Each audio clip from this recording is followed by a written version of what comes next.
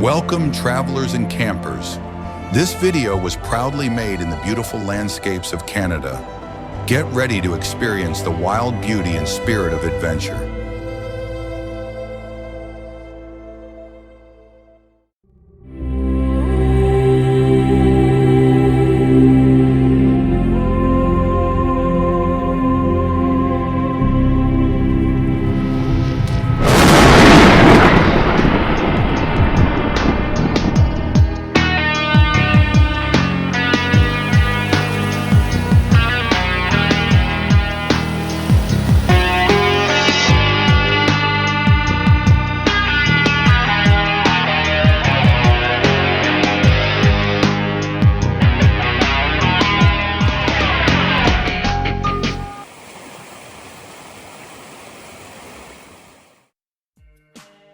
Привет, друзья! Вы на канале Stay Alive, и с вами Санек.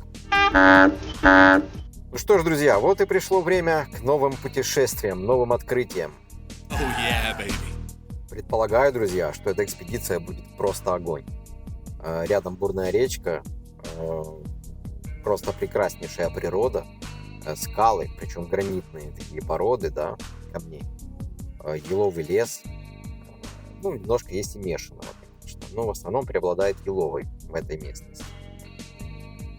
В этот раз я его буду совмещать со своей днюхой. Ну, так уж совпало, да. Апрельское время. У нас конец апреля, начало мая фактически. Вот на носу май. Немножко прохладно еще. В горах сохраняется немножко снега. Обещают также немножко дождей. Будем надеяться, что все будет окей. Ты спросишь меня, почему не какой-то там домик с комфортными условиями, на берегу какой-то речки, там где угодно, неважно, с камином или без. Нет. Моя территория — это палатка, спальник, надувной коврик, кружка под чай и какое-то мясо на огонь. Пока что только в этом формате. Поэтому всех палаточников, всех кемперов ставим лайки. Я думаю, что вам тоже это все по душе. Ну и отправляемся. И не забываем, сучки, про стробоскопы. Как будто сейчас 69-й. Живи веселым, предвзятым и всратым. С чего же начинается хорошее весеннее путешествие? Наверное, с хорошей погоды. И этот денек меня радовал. Мягкие и теплые лучи утреннего солнца играли с макушками косматых елей, а в голубом и чистом небе взгляд лишь иногда мог зацепиться за небольшие полоски облаков, выхватывая их из-за горизонта. Я был буквально вдохновлен новыми приключениями, но я даже не мог себе и представить, какие тяжелые испытания ждут меня впереди. Я ведь и вправду думал, что все будет окей, и это путешествие не окажется таким сложным. Сейчас кто-то скажет, ну все, приплыли. Нет, и еще раз нет, друзья. Давайте начнем эту историю с приятного. Весенняя пора была в самом разгаре. На опушке леса и по обочинам дорог можно было наблюдать море из синих звезд. В Европе их называют крокусами, но мы их называем просто подснежниками. Для самых неудержимых ловите карту, но я все-таки, друзья, рекомендую вам досмотреть это видео до конца. До чего же чарующие и в то же время прекрасные бескрайние леса Канады. Именно в этих лесах началось мое весеннее приключение недалеко от озера Амик. После моего прибытия на кемпинг «Красный заяц», названный так в честь детской сказки, я столкнулся с целым автопарком забавных тележек, из которых мне предстояло выбрать одну, самую надежную. Недолго примеряясь, я пришел к выводу, что это не просто тележки, это целые самосвалы апокалипсиса, большая часть из которых были просто безнадежно убиты. Выбрав самую, на мой взгляд, уцелевшую, я начал неспешно загружаться. Надо сказать, что все мои вещи достаточно компактно загрузились в эту тележку, и проблем с этим никаких не было. Ну и как же без шоколадки? Шоколадку с собой. Дорога к моему месту стоянки – это пару километров лесных троп, размытых дождями и талым снегом. Бельгийский молочный шоколад и стаканчик крепкого кофе. Просто здорово добавляет силы и энергии в промозглый весенний денек. Время было послеобеднее, и мне оставалось всего несколько часов, чтобы добраться до темноты до моего места стоянки. По прогнозу погоды передавали 4 дня проливных дождей. Я, конечно, не всегда верю синоптикам, но в этот раз, вглядываясь в небо, все говорило именно о том. Вы, конечно, меня спросите, откуда у тебя, мать твою, в лесу кофе? Так вот, кофе я взял в гостевом доме, который находится на территории кемпинга «Красный Заяц». Считывая указатели направления на развилке, я решил их сверить со своей дорожной картой и подтвердить свое направление. Мало ли куда указатели завести могут. Небольшая карта этой местности, хоть и выглядела примитивно, но оказалась достаточно точной. Все ключевые места были аккуратно отмечены, но столб с указателями на развилке только подтверждал верность моего направления. И вот они, два путя, быстрый и правильный. А я, как всегда, выберу третий, тот, который поинтересней будет, в котором куча болота, подъемов крутых, камней больших. По-другому, друзья, будет совсем неинтересно. Ну, правда же, где же еще на свою задницу я смогу найти такой прикольный мешок с приключениями? Ну а если ты выбрал интересное направление в дороге, то потом не спрашивай, почему ты устал, почему стабильность вышла из чата, или почему все пошло не по плану, например. Но, как ни странно, именно в таких ситуациях мы остаемся довольными, получаем свою порцию позитивных эмоций и открываем для себя что-то новое.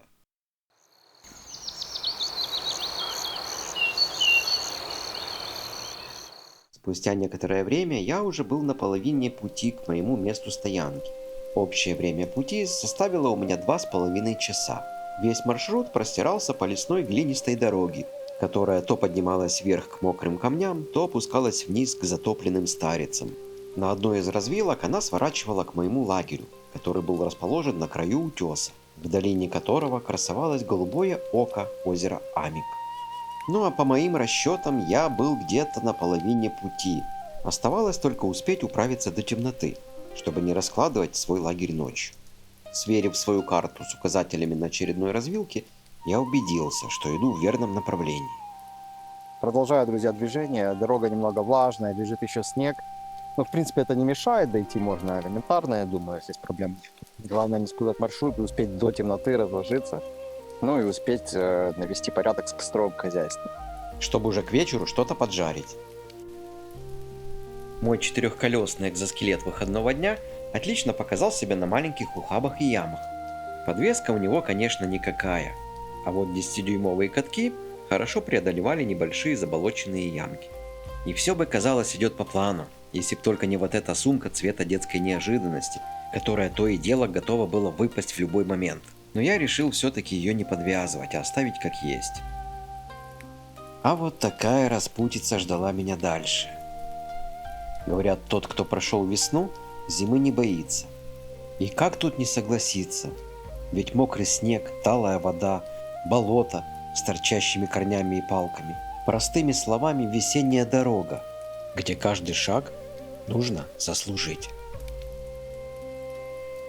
Весна говорит тише, чем зима, но ее слышно в каждом ручье. И знаешь, в весеннюю пору даже камни верят в движение. Вот так весна играет с камнями. То подморозит их, то водой обмоет. И на одном из таких камушков моя сумка заскучала и решила прогуляться. Очевидно, это был знак. Как будто сама дорога дала понять, что пора остановиться, перевести дыхание и дать миру немного времени. И как оказалось, все было не зря. Мой взгляд зацепился за придорожную березку, обильно обросшую берестой. Береста – это не просто березовая кора. Это природный материал, который дышит, отталкивает воду и хранит тепло. Она легко загорается даже во влажную погоду, не гниет десятилетиями и содержит природные антисептики. Поэтому ее используют для разведения огня, изготовления тары, обуви и даже медицинских повязок. Ну а в зимнее время в бересте зимуют всякие там жучки-паучки, поэтому, собирая ее, будьте предельно осторожны. Такая вот кучка – мой природный фаерстартер, который никогда не подводил. Ну что ж, передохнули с пользой, береста в кармане, так что пора двигаться дальше. Для тех, кто в теме и заметил, да, это не гермомешок и не рюкзак. Это холодильник, наплечный, если быть точным. Спустя время взгляд снова возвращается к началу дороги. Привал окончен, пора идти дальше. Талая вода в лесных лужах – это весенний бонус к маршруту. Красиво, мокро и неизбежно.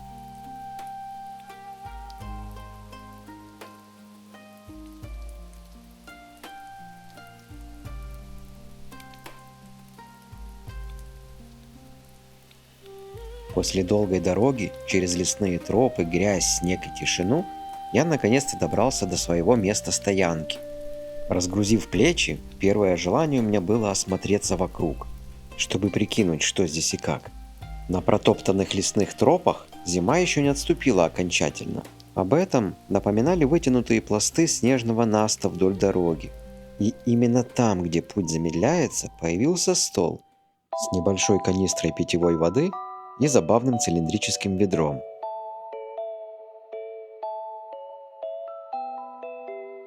Лавочка из бревна и костровое место сразу задали тон лагерю. Ничего лишнего, только то, что действительно работает. На каменном выступе расположили кострище, аккуратно сложенное из больших речных камней. Обугленные поленья не сгорели до конца.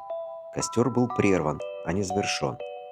Это означает то, что здесь не задерживались, а в спешке согрелись и быстро ушли. И если честно, меня это немножко насторожило, ведь такие костры не бросают просто так. Их бросают только в том случае, если какие-то события заставляют забыть о тепле. Одним словом, как-то все выглядит быстро для обычного привала. А вот и кусочек лесной уснеи. Черт, плохой знак. Уснея – это запутанная сетка лишайника, которую еще называют ведьминой паутиной. Вот теперь-то все стало на свои места. В старых сказаниях говорится, если кусочек уснеи попался на пути, значит ведьма была здесь и оставила свой знак. Граница где-то рядом. Короче, если что, уйду за воду, вот на тот берег. Там за водой ей меня точно не достать, так как обычно водораздел и есть граница.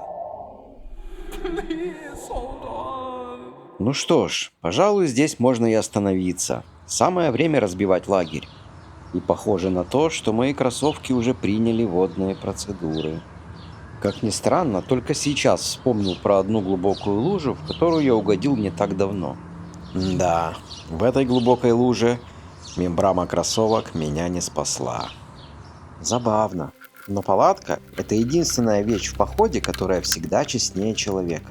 Она сразу показывает, где ты поленился, где поторопился, а где решил, что и так сойдет.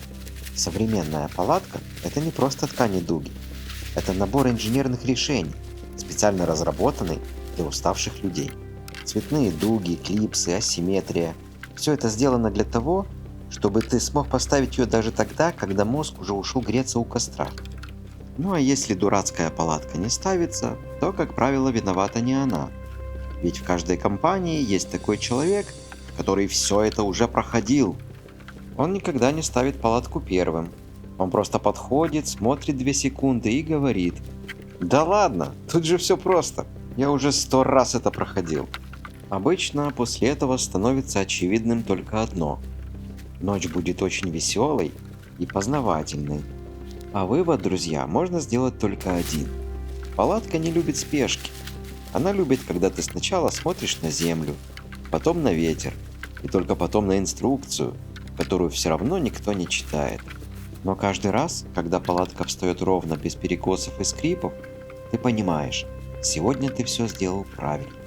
Потому что хороший лагерь начинается не с огня, а с того момента, когда ты поставил свой временный дом.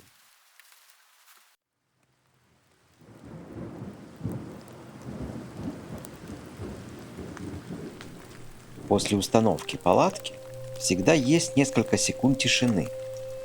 И в этот момент мир словно слегка замедляется. Ты садишься, открываешь баночку пива, и в этой короткой паузе понимаешь: дальше все будет проще. Осталось только развести огонь.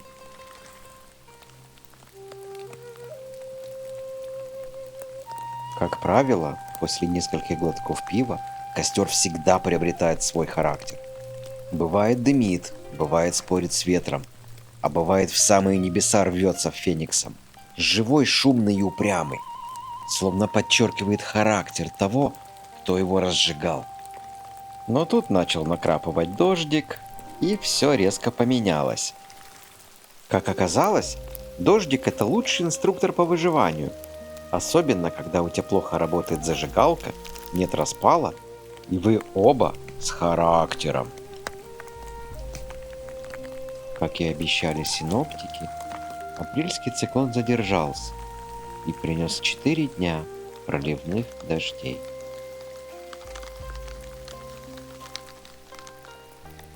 Весенний дождь. Такой холодный, затяжной и, если честно, ожидаемый.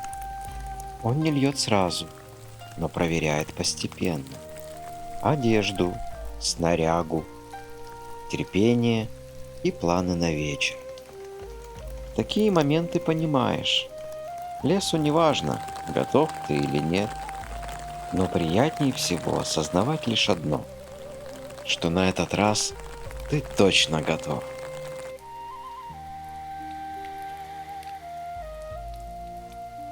Весна чувствовалась в каждой капле. Даже в этом холодном дожде было что-то по-настоящему теплое, что-то по-настоящему честное.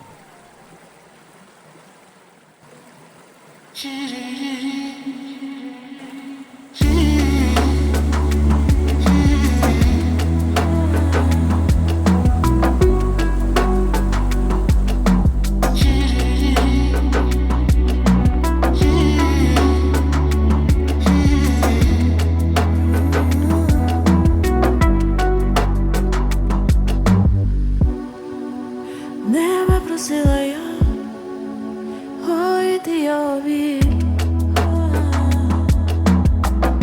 не залишати його десь там. Він мені обіцяв, він мені шепотів.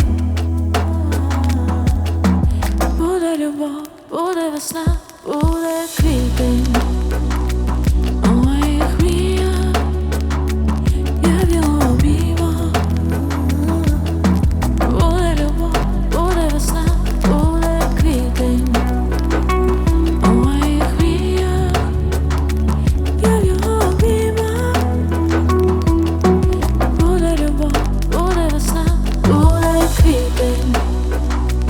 У моїх мріях я в його обіймах.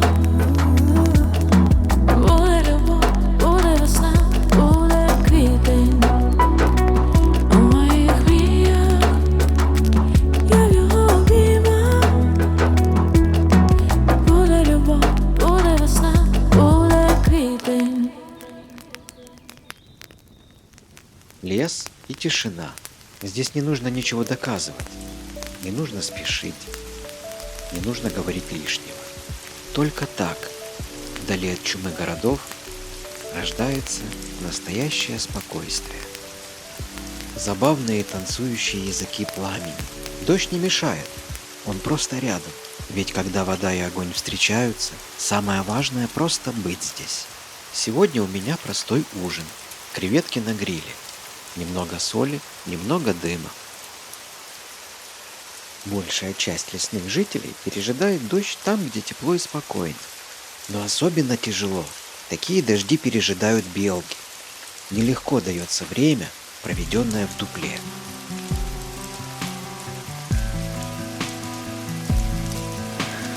Плавати косаткою, заплющивши очі, торкатися п'яткою дна і злітати.